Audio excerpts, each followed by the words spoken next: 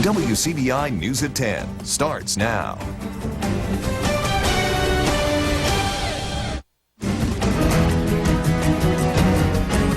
An arrest is made in a deadly Columbus shooting. Thank you for joining us tonight at 10.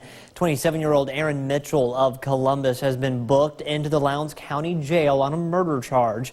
28-year-old Marty Christopher Moore was shot multiple times on 22nd Street South about 12:30 this morning. Lowndes County Coroner Greg Merchant says Moore died a short time later at the hospital. Police Chief Fred Shelton says there was an argument before the gunfire started. The shooting is still under investigation. President Trump visited the sites of the nation's most recent mass shootings, but not everyone is rolling out the welcome mat. Critics say the president's rhetoric has encouraged a climate of hate. As Hillary Lane reports from El Paso, Texas, the president claims it's the other way around.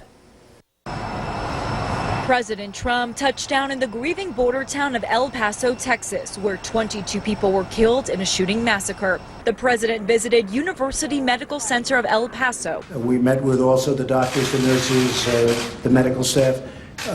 They have done an incredible job. There was opposition to his visit. At one point, protesters clashed with a Trump supporter. Mourners said the president, who has complained of a Hispanic invasion, should stay away from this largely Mexican-American community. All of these horrible things that he's been saying about Mexicans, Hispanics, that we're not like that. We are not like that. President Trump's visit to El Paso is especially controversial. Authorities say the man accused of opening fire here at this Walmart had posted an anti-immigrant manifesto. We are being targeted just for being Hispanics. That just makes me live in fear. Earlier, President Trump visited Dayton, Ohio, where he met with survivors of Sunday's mass shooting and thanked the first responders. Press cameras were denied access. He was comforting, and he did the right things, and Melania did the right things, and it's his job in part to comfort people. People protested there too and blamed the president for encouraging a culture of hate. He has a lot of power, and he's been using it to incite violence. But President Trump denied that his language has contributed to the violence. No, I don't think my rhetoric has at all. I think my rhetoric is it brings people together. Despite the political back and forth, the White House says this is a day for healing and honoring the victims of senseless violence. Hillary Lane, CBS News, El Paso, Texas.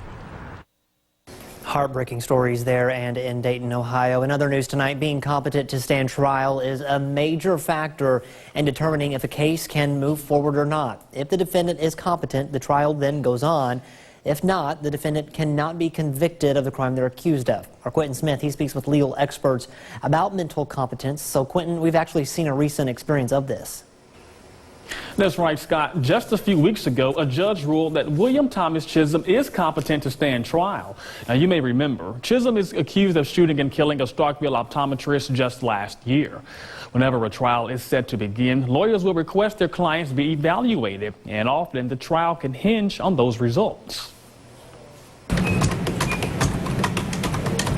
Mental competence is whether you are smart enough to understand the legal process, understand what you're accused of, understand you've got a lawyer, understand there's a judge and a jury. It's something lawyers on both sides look at when a defendant is facing trial for a violent crime. There are a lot of people that suffer from serious mental illnesses that impact their conduct and behavior, but doesn't rise to the level of making them incompetent. To determine whether someone is competent to stand trial, District Attorney Scott Colomb says a request must be made for a mental evaluation. If that request is granted, the state hospital will then perform a series of tests on the defendant. They ask them questions about what occurred, they research their backgrounds, their school records. There's formulas they have to make sure people aren't cheating on the test. So it's not an easy test to cheat on. It's not an easy test to cheat on. Once that's complete, a judge will take a look at the results. If the accused is ruled competent, then the trial will proceed. But if not, what happens if they're not competent to stand trial is they are usually the charges are dismissed and they are civilly committed. A murder case in Starkville is highlighting this process. Late last month, a judge ruled Thomas Chisholm is in fact competent to stand trial for the death of Dr. Shauna Witt. His lawyer requested a mental evaluation to determine whether he was competent, one, but also to determine whether he was eligible for the death penalty. When the death penalty is in play, the court must also look into mental capabilities. For example, the Supreme Court has said you cannot try a person for capital murder if their IQ is below a certain level. This means that even though a person is competent to stand trial for the crime, they're not necessarily eligible for the death penalty. The Supreme Court has made some higher rulings and a little more stringency to ensure that people that may not be capable of understanding the context of what they're doing are protected more so than a normal person who should understand what's going on. Now, Cologne says one problem the state faces is there's not enough long-term treatment for people with a mental health illness. He says a lot of times the state hospital is not able to keep and treat people suffering from serious mental illnesses to the point where they are competent to be legally held responsible for their actions. Scott? All right, Quentin, thank you very much. Nearly 700 people are under arrest at this hour following a coordinated raid at 7 food processing plants less than 2 hours away from here. ICE agents surrounded plants in Carthage, Canton, Morton, Pelahatchie, Sebastopol, and Bay Springs to keep workers from running. In a statement to the Associated Press, the U.S. Immigration and Customs Agency director says this is the largest workplace sting in more than a decade. Pico Foods and Coke Foods were targeted in the raid. According to the AP, undocumented workers were rounded up, placed on a bus, and are now being processed inside a Flowwood military facility. Some of the children, our sister station WJTV reports, are at a local gym. Neighbors in those areas have donated food and drinks. Time now to get a first look at our forecast. We'll send things over to meteorologist Kendall Smith. Hey there, Kendall. Hey, Scott. Well, we saw quite a bit of shower and thunderstorm activity. This picture was sent in to us by Liz Guyton of a thunderstorm making its way into Lamar County near Blooming Grove earlier this evening. Now, all that shower and thunderstorm activity is starting to dissipate at this time, and we look to see partly cloudy skies as we go throughout the remainder of our overnight hours. So, temperatures will drop down into the low 70s. We could see an isolated shower or two before 10 p.m., and then we look to see partly cloudy skies. Well, the Republican race for governor isn't a done deal. Tate Reeves and Bill Waller Jr., they're heading to a runoff in 3 weeks. Tate Reeves carried the majority of the counties, but Bill Waller Jr. was able to win some of the more populous counties, like those in the Jackson metro area. Now it's a clean slate as they go head-to-head in round 2. Courtney Ann Jackson explains. The next 3 weeks are expected to ramp up in intensity for the GOP governor's race runoff. But how much? The tough decisions now on both sides, the Waller side and the Reeves side, is how far will Republican voters allow you to go in attacking the other side? Because they're going to have to do something, again, to set each other apart. Reeves had more pointed criticisms for Waller Wednesday. I respect Justice Waller. He is a good man, but he is not a conservative. He says he's viewing this as a job interview for the leader and fighter for the party and conservative values. Honestly, if you want higher taxes or you want more Obamacare in Mississippi, there are 2 choices now for you for governor.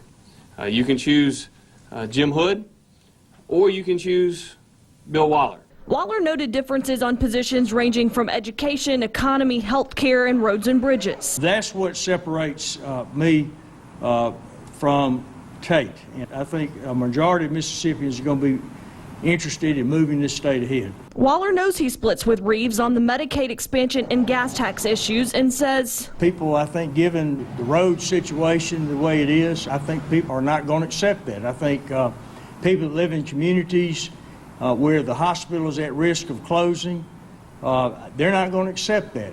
And then there's the Robert Foster factor. Do they go with the more conservative candidate on the issues, the social issues like Reeves has, or do they go with the person who's the anti-Tate Reeves? What is their motivating factor? Waller and Reeves tell us they spoke with Foster Wednesday and both seem to be jockeying for his supporters' votes.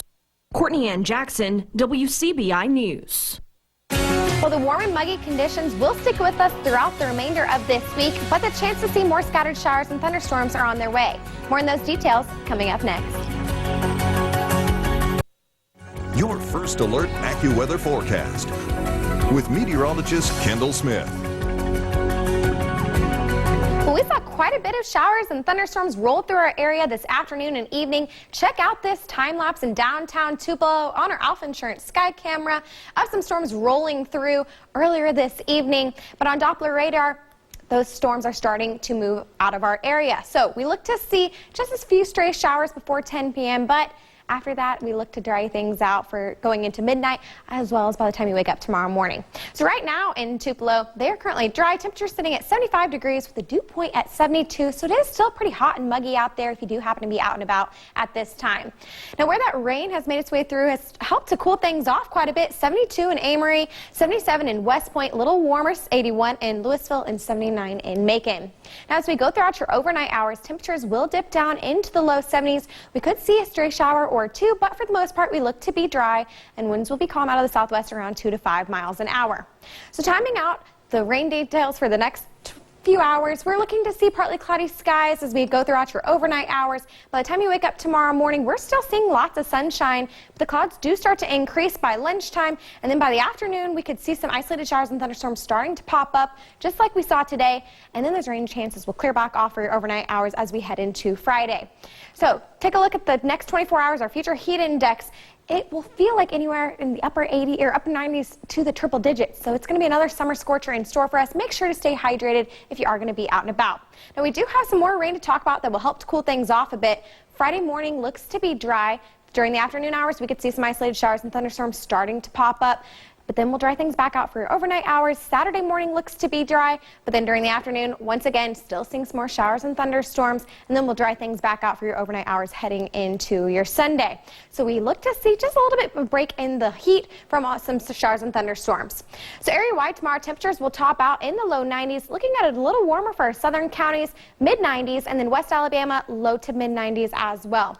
So just a little bit more rain to go through the end of this week. Thursday and Friday look to be a little soggy. Temperatures will be in the low to mid 90s.